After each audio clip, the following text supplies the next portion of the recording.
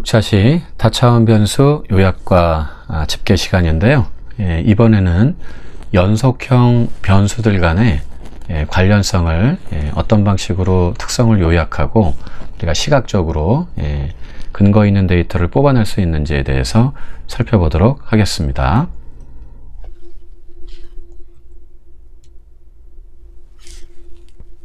코딩북을 보고 계시는데요. 전체 데이터 셋에서 우리가 연속형 변수로 정의된 변수에 대해서 별도로 이렇게 발췌해서 소개하고 있는 슬라이드입니다. 보시다시피 측정 방법 자체가 척도 자체가 비율 척도나 등간 척도입니다.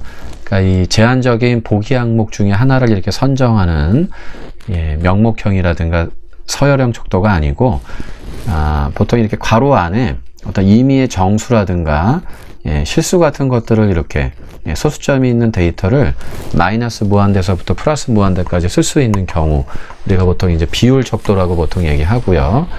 등간 척도는 이제 제한적인 그 범위 내에서 간격이 뭐 약간 일정하다고 이렇게 보는 거죠. 그러니까 우리가 보통 이게 만족도 조사할 때 이런 걸 많이 쓰는데 예를 들어 아이폰이라든가 어떤 갤럭시 제품에 대한 만족도를 상대적으로 100점 만점으로 측정해 달라라는 질문이 있다고 가정해 보죠. 그러면 이제 고객들마다 어떤 제품이 뭐 95점이다, 91점이다, 87점이다 이렇게 응답을 하실 텐데 사실 어떻게 보면 진짜 이 95점의 크기를 91점이나 87점보다 크다 작다를 이 응답자들이 서로 이 절대적으로 이 크기 자체를 정확하게 이게 판단해서 응답한다고 볼 수가 없거든요. 그래서 오히려 이때는 이런 방식으로 응답하는 것보다 등간 척도로 나의 생각이 보통 뭐 대체로 좋은 쪽으로 이렇게 생각하고 있다라든가 이거 굉장히 만족한다는 거를 이렇게 상대적으로 그냥 소소하다, 뭐 나쁜 것도 아니고 좋은 것도 아니고 그냥 무난한 정도, 조금 생각보다 좀 기대 이하다. 근데 완전히 요거는 정말 뭐 실망이라든가 뭐 요렇게 우리가 어떤 정도 차이를 좀 일정 간격이라고 이렇게 좀 가정을 해서 이렇게 분석하는 경우에 등간 척도를 보통 쓰죠. 통계학에서는 보통 이 등간 척도를 서열 척도로 정의하는 경우들도 많이 있습니다. 이 통계학 자체 학문적으로는 그럴 수 있습니다만 경영학이라든가 일반 다른 학문 분야에서 통계학을 응용하는 입장에서 봤을 때는 현실적으로 이렇게 100점 만점으로 일일이 개별 점수를 측정하는 게 논리적으로 오히려 더 불안정하기 때문에 이런 방식으로 측정을 많이 해서 우리가 평균을 구하거나 사칙연산에 많이 적용을 일반적으로 하죠. 그래서 사람들의 생각이 대체로 어느 정도 만족하고 있다, 어느 정도 의지를 갖고 있다 할 때 100점 만점으로 측정하는 것보다 이런 방식이 훨씬 더 좋은 방식이 될 수가 있습니다. 자, 그래서 이런 걸 우리가 통칭해서 연속형 척도라고 보통 얘기하고요. 그래서 이 방식은 어차피 항목들이 너무나 많기 때문에 우리가 빈도 분석이나 비율 분석하기는 좀 어렵죠. 그래서 보통은 우리가 평균이나 이런 걸 통해서 분석을 하고 아니면 이제 분산이나 표준 편차 이런 어떠한 변동성 그리고 정규성 같은 걸 좀 파악해서 개별 변수별로 분석을 하고요.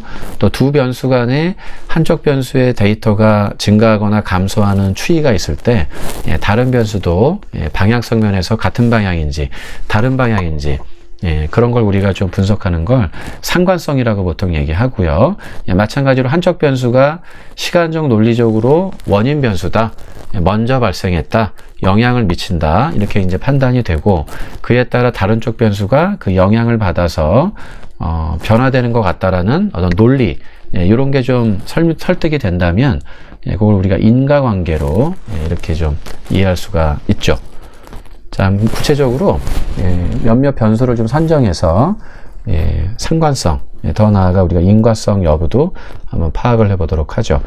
자, 전체 변수 컬럼명이 이렇게 들어가 있고요. 그리고 앞서 세부 차시에서 범주형 변수를 이렇게 정의해 놓은 게 있지 않습니까? 그래서 전체 내용 중에 우리가 범주형 내용을 이렇게 차집합 개념으로 하는 방법이 바로 이 set difference죠. 전체 변수에서 범주 데이터 목록을 이렇게 빼달라. 그래서 실제 요거는 이제 로 데이터 전체를 뺀다는 측면이 아니라 어떻게 보면 문자열 데이터죠. 전체 변수 컬럼명 문자열 데이터에서 범주형 데이터 컬럼명들, 문자열을 이렇게 뺀 겁니다. 일치하는 거를 전부 다 차감해서 있는 나머지, 요게 연속형 변수라고 볼 수 있고요. 또 이 공교롭게도 첫 번째 변수가 사실은 이 id 변수잖아요. 그래서 요것도 빼야 되기 때문에 저희가 요 my라는 전체 변수 컬럼에서 이 continuous 컬럼으로 차집합으로 계산해낸 이 결과를 받아가지고 연속형 범주 컬럼으로, 변수 컬럼으로 부분 데이터셋을 이렇게 추출을 한 다음에 첫 번째 변수 컬럼을 뺀 거죠. id 컬럼만. 그래서 decision, 의사결정을 방문하기 몇 개월 전부터 했냐부터 추천 의지, recommendation, 다른 사람한테 추천을 하실 의향이 있는지, 여기까지 우리가 연속형 변수를 따로 이렇게 만들어냈습니다. 정수 아니면 실수로 이렇게 이제 각 변수별로 구조를 좀 가지고 있고요. 특히 연속 데이터 같은 경우는 이제 중요한 게 최소 이렇게 변동 범위, 그리고 가운데 이 메디안하고 이 산술 평균이 좀 차이가 나면 그만큼 약간 아웃라이어가 좀 있다, 이렇게도 볼 수가 있죠. 또 연산 과정에서 이렇게 결측 데이터가 있으면 연산할 때 역시 연산 결과도 NA로 나오기 때문에 NA를 어떻게 우리가 좀 제어할 것인지 이런 것도 좀 보셔야 되고요. 거래 금액, 지출 금액 같은 경우는 이게 이 중앙값하고 산술 평균 값이 $3,000 정도 차이가 나고, 맥시멈도 뭐 $100만 이상, 한국 와서 여행 경비를 그 정도 쓸 리가 없죠, 사실은.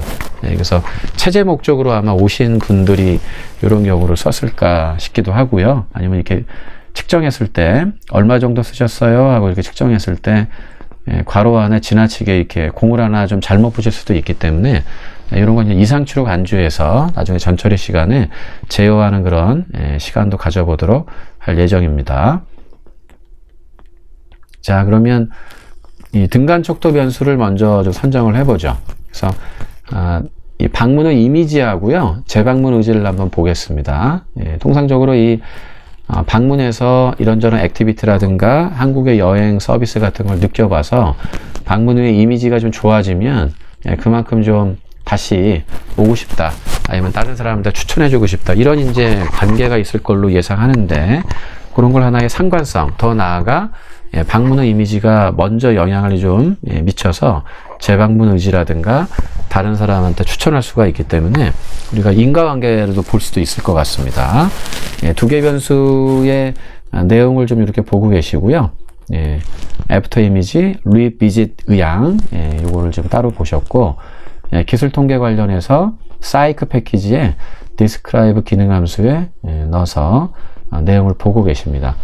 여기서 하여튼 중요해서 눈여겨볼 점은 연속 척도이기 때문에 저희가 이 산술 평균을 그대로 믿을 수가 있느냐, 이 중앙값하고 비교했을 때의 요 간극, 현재는 뭐 1부터 5까지 범위 내에서 데이터가 좀 발생하고 있어서 여기서는 아웃라이어가 특별히 있다, 이렇게 볼 수는 없죠. 상당히 5점 척도이기 때문에요.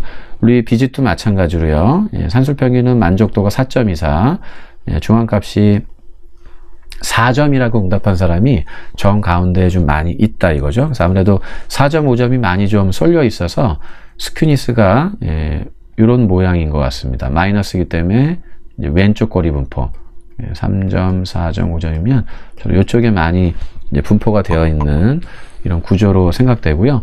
쿼터시스도 1점이 좀 높기 때문에 조금 더 이쪽에 데이터가 이렇게 좀 뾰족하게 상대적으로 전기 분포에 비해서 집중되어 있지 않나 하는 이런 생각을 좀 가져볼 수가 있네요. 자, 개별 변수의 기본적인 특성을 좀 보셨고요.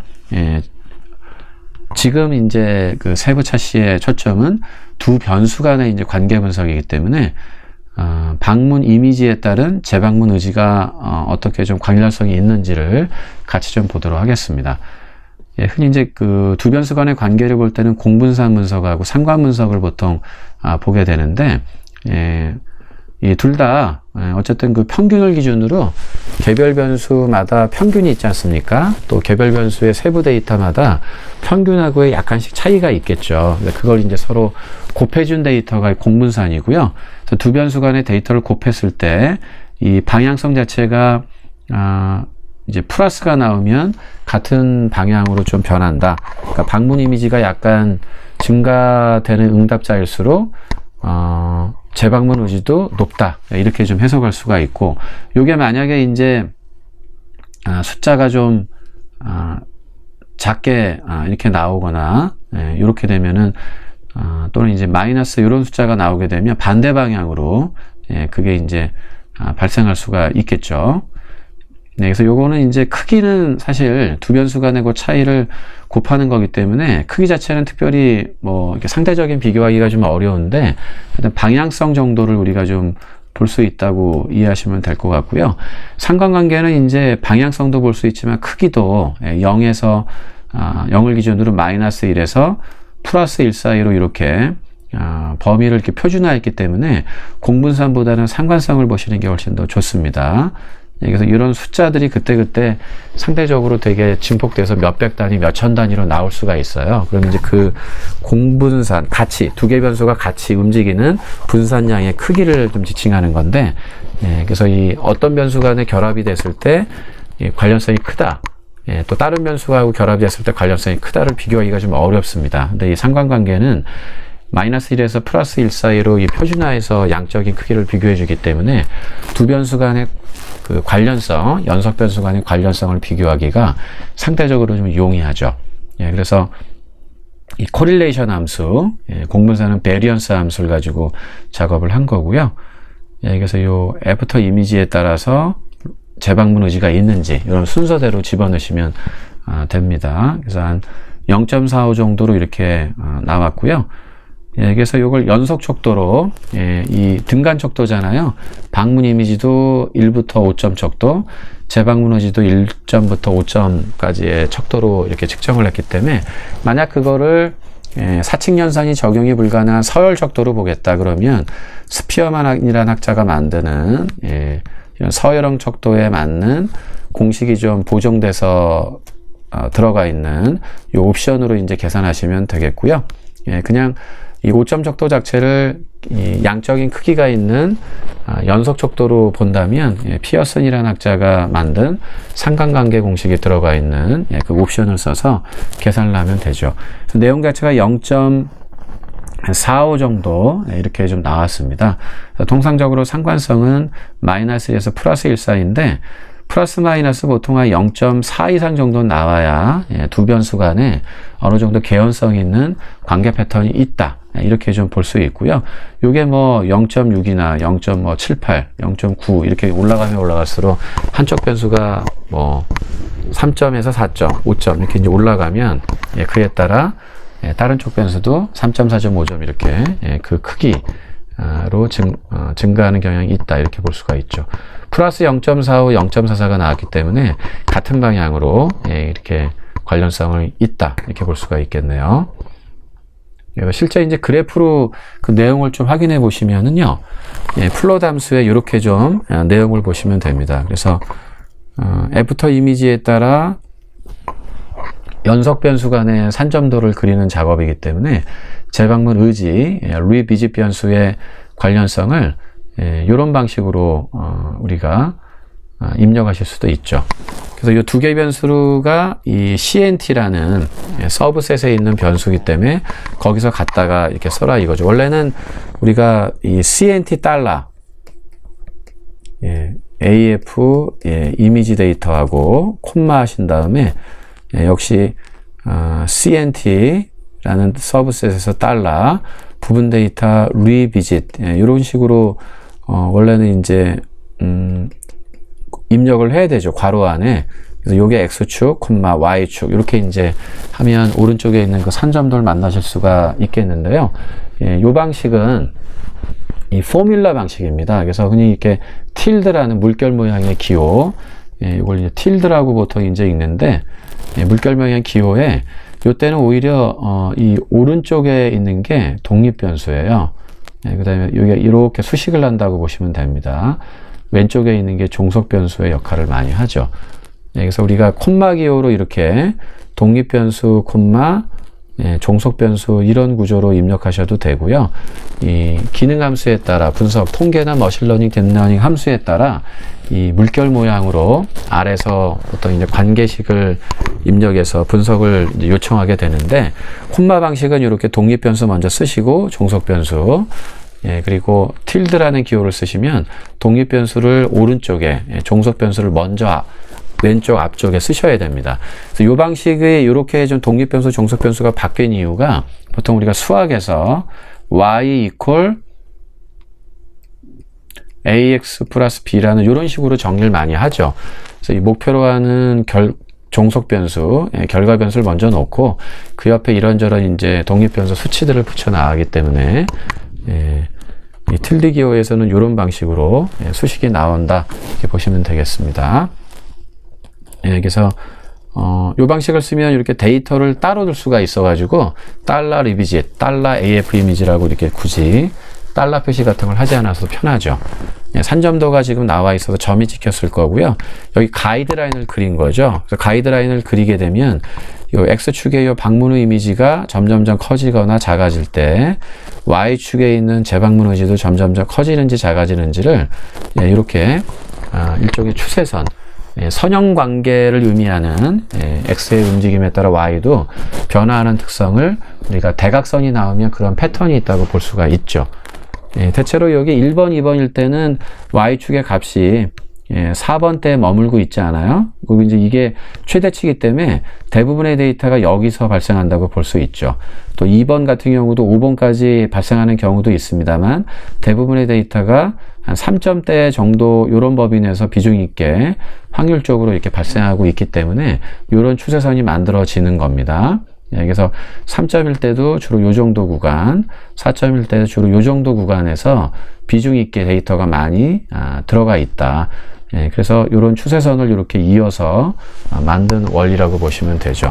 그래서 요 이제 LM 함수가 흔히 이제 리니어 모델의 약자로 회귀 분석이라고 우리가 인과관계를 보통 분석할 때 많이 쓰는 분석인데요.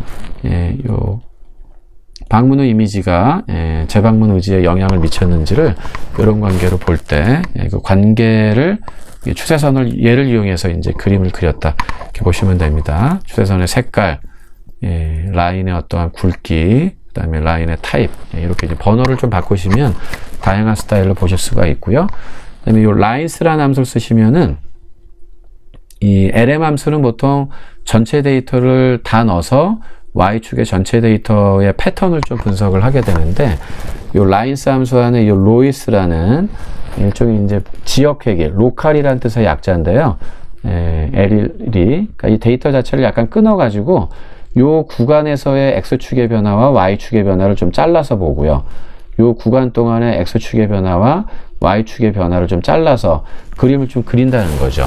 그래서 이 라인스 로이스 함수로 이렇게 그렸을 때는, 약간 파란색의 추세선이 조금 구간별로 그 변화 특성에 맞춰서 약간 이렇게 곡선 모양으로 조금 정교하게 이렇게 예측선이 나와 있을 수 있습니다. 그래서 이제 이렇게 예상해 볼 수가 있는 거죠. 어떤 사람이 우리나라 방문해서 뭐 여러 가지 쇼핑, 음식, 볼거리, 운동거리들 많이 이제 이용해 봤을 때 대체로 그 이미지가 좋아졌다, 한국에 대해서. 그 사람이 이렇게 4점 정도 이렇게 방문의 이미지를 갖게 되면은 그에 따라서 재방문 의지도 4점 정도 이렇게 충족될 수 있다는 걸 볼 수가 있는 거죠. 그만큼 이제 기업이 비즈니스 하려면 일회성 거래만 돼서는 안 되고 다시 재구매하는 게 상당히 좀 중요하거든요. 그런 면에서 여행도 우리나라 와서 그냥 뭐 주말간 성격으로 훅 훑고 가는 게 아니라 자주 와서 여러 번 와서 뭐 남해안을 간다거나, 그 다음에는 뭐 한류 사이트 촬영지가 있는 강원도를 간다거나, 그 다음에 또 와서 핫플레이스 중에 하나는 명동이나 인사동을 간다거나, 뭐 이렇게 좀 나누어서 계속적으로 유도할 수가 있겠죠. 그래서 이제 이런 고객들이 있다면 다시 올 가능성이 높기 때문에 그분들한테 좀 전문적으로 타겟팅을 저희가 좀 해보자. 이런 게 바로 추세선의 인과분석, 상관관계에 의의가 있다고 보시면 되겠죠. 더 나아가서요, 비율 변수 간의 내용을 좀 보죠. 카드 사용액과 현금 사용액 간의 좀 이제 관련성을 좀 보는데요. 일반적으로 카드를 많이 쓰면 현금을 많이 쓰지 않죠. 여행 경비를 지출할 때 현금을 많이 쓰는 고객들은 또 카드를 많이 안 쓸 것 같은데, 과연 그런 패턴이 둘 다 뭐 카드도 많이 쓰고 현금도 많이 쓰는지, 아니면 이제 어느 한쪽 수단을 많이 쓰면 다른 쪽은 상대적으로 이렇게 적게 쓰는지를 한번 좀 보도록 하겠습니다. 자, 카드 사용 금액의 로 데이터 이렇게 확인이 됐고요. 예, 실제 내용도 디스크라이브 사이클 패키지에 있는 걸 활용해서 보고 있습니다. 이땐 정말 이 등간 척도가 아니라 촘촘하게 데이터가 존재하는 연속 척도이기 때문에 이 미니멈 맥시멈의 이 최저나 최소 쪽의 아웃라이어, 특히 이 산술 평균과 중앙값 간에 또 이 트림드라고 해서 양 극단의 극단치를 한 5% 정도 제외하고 내용을 봤을 때 요 차이가 상당히 많이 나죠. 예, 중앙값하고 산술 평균하고 무려 $1,600 차이가 납니다. 실제 아웃라이어를 제거했을 때 얘는 $450. 요 차이가 좀 어느 정도 줄어들었기 때문에 보통 이제 아웃라이어를 제거하고 분석하는 게 맞는데, 지금 초점은 그런 이제 이상치를 제거하는 거는 따로 저희가 묶어서 결측치하고 묶어서 우리가 따로 차시에서 좀 다룰 예정이고요. 지금은 이제 비율 척도 간의 관련성만 있는 그대로 한번 보도록 하겠습니다. 마찬가지로 캐시 지급액도 이 범위 면에서 이렇게 이제 본 거고요. 보통 이제 요런 노테이션은 예전에도 말씀드렸지만 이 노테이션이 오면은 뒤에 플러스 06이 왔다. 그럼 앞에 있는 숫자에 10의 6승을 곱한 큰 숫자예요. 만약에 이 스몰 e 알파벳 스몰이 마이너스 06이 오면 앞에 있는 숫자 곱하기 10의 마이너스 6승, 이렇게 해석할 수 있습니다. 그래서 과학이나 이공계 쪽에서 왜 큰 숫자나 너무나 작은 숫자를 이 자리에 0.000000 나타나기가 어렵고, 큰 숫자도 1, 10, 100, 1000만, 10만, 100만 이렇게 단위를 헤아리기가 어렵기 때문에 좀 약칭해서 이렇게 스몰 e를 써서 e 노티피케이션, 과학적인 수치 표기법으로 이렇게 대신 출력이 됐다고 보시면 됩니다. 이것도 이렇게 산술 평균하고 중앙값이나 아웃라이어 제거했을 때 카드 사용 금액의 차이가 많이 나서 약간의 분석 결과를 전처리가 나중에 필요하다는 그런 시사점을 알 수 있죠. 자, 관련성 분석을 이렇게 일단 해보시게 되면 공분산성 어마어마한 숫자가 나왔어요. 아까 이제 등간 척도할 때 말씀드렸다시피 공분산으로 하게 되면 플러스라든가 마이너스 방향은 우리가 볼 수가 있습니다. 그래서 이걸 보니까 카드 사용이 많은 이 관광객일수록 현금도 덩달아 많이 쓴다. 아무래도 이제 외국에 가면 결제 수단이라든가 이런 게 좀 낯설 수 있고요. 또 관광지마다 액티비티마다 카드 결제가 잘 되어 있는 곳도 있지만 또 현금을 우리가 이제 줘야 되는 경우들도 상당히 있기 때문에 아마 여행 경비면에서 카드 사용액이 증가하면 고객일수록 현금 사용액도 덩달아 이렇게 증가하는 이런 이제 관계 패턴이 있는 걸로 확인해 볼 수 있고요. 이 자체가 어떤 카드 사용액의 평균과 카드 사용 그 개별 데이터의 어떤 그 차이, 그리고 현금 사용액의 평균과 현금 그 개별 사용액의 그런 차이, 요걸 계산한 다음에 요걸 이제 그 개별 고객마다 곱해 준 거예요. 이걸 이제 전체적으로 다 더한 다음에 명수로 나눈 데이터이기 때문에 굉장히 이 값이 커졌죠. 그래서 우리가 요거를 플러스 마이너스 1 사이로 이렇게 이제 0을 기준으로 만든 게 표준화한 게 바로 상관성이죠. 그래서 여기서는 이렇게 스피어만은 의미가 없죠. 데이터 자체가 촘촘하게 데이터가 있는 실수 데이터이기 때문에 피어슨 상관계수를 보는 게 조금 더 정확한 분석이 될 수 있습니다. 이 방식을 썼을 때는 조금 이상하게 데이터가 나오는데 피어슨 상관관계를 냈을 때 제대로 0.85 상당히 관련성이 높죠. 그러니까 대체로 카드를 많이 쓴다고 현금을 안 쓰는 게 아니라 카드든 현금이든 많이 관광객들 비용이 많이 쓰는 고객들은 많이 둘 다 쓰는 것 같고요. 그래서 시사점은 우리가 아직도 글로벌리하게 이 현금을 줘야 되는 이런 경우들도 많이 있구나, 이렇게 알 수가 있어요. 그래서 우리가 가급적이면 이 외국인 관광객들이 왔을 때 현금 뭉치를 들고 다니지 않아도 스마트폰의 결제 기능이라든가 카드, 신용카드로 이렇게 손쉽게 결제를 해서 현금을 들고 다니는 부담을 좀 줄여주는 쪽으로 이렇게 가야 되지 않을까 하는 그런 좀 시사점도 여기서 얻을 수가 있습니다.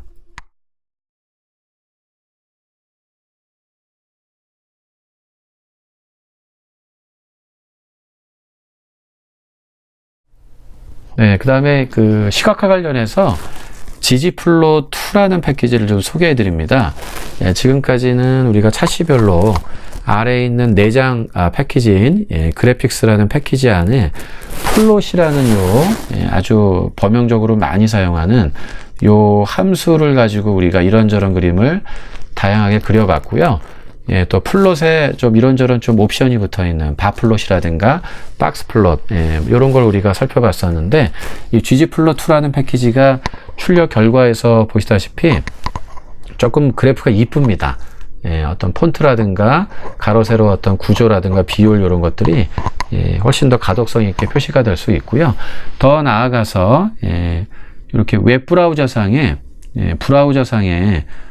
요 이제 RStudio 상에 이렇게 뷰어라는 이 플롯 창이 아니라 이 도움말 탭 옆에 있는 뷰어라는 탭에 이렇게 그래프를 동적으로 그릴 수가 있습니다. 그래서 마우스를 뭐 임의의 이런 지점이나 추세선 쪽에 이렇게 이제 위치를 시키시면은 그에 따르는 XY축의 값을 동적으로 확인해 보실 수도 있죠.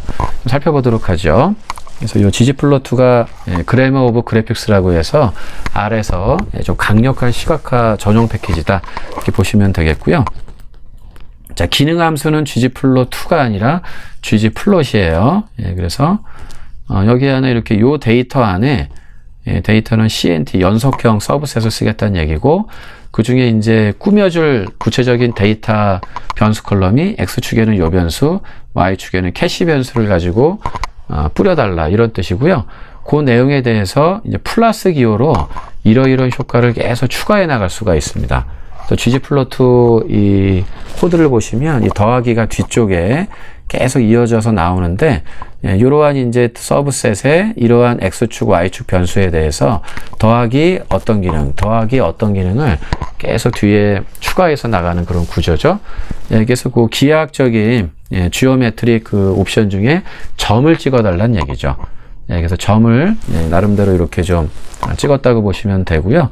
그래서 점을 먼저 이렇게 이제 찍은 거고, 그 다음에 더하기 레이블, 제목도 이렇게 출력을 하고, X축, Y축의 레이블도 요 랩스라는 이런 꾸미는 플러스 랩스라고 했기 때문에 꾸미는 걸로 이렇게 축 제목, 그래프 제목도 추가를 이렇게 해서 P라는 이름으로 일단 출력을 하나 했습니다.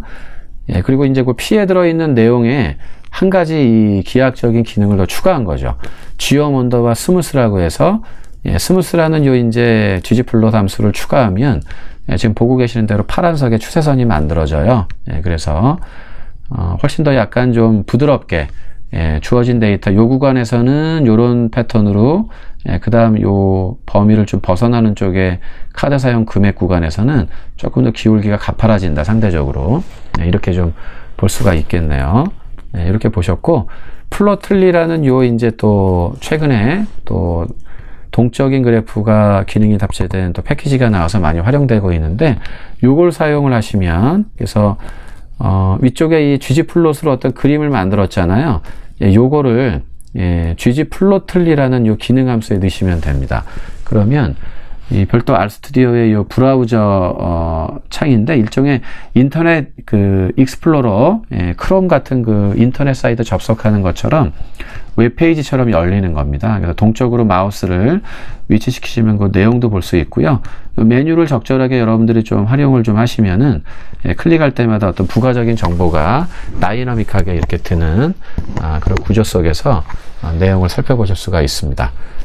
지금까지 그 연속형 변수 간의 우리가 관련성을 어떻게 탐색하는지를 보셨고, 또 시각적으로 가시성 있게 그림을 어떤 식으로 표현하는지에 대해서 살펴봤습니다.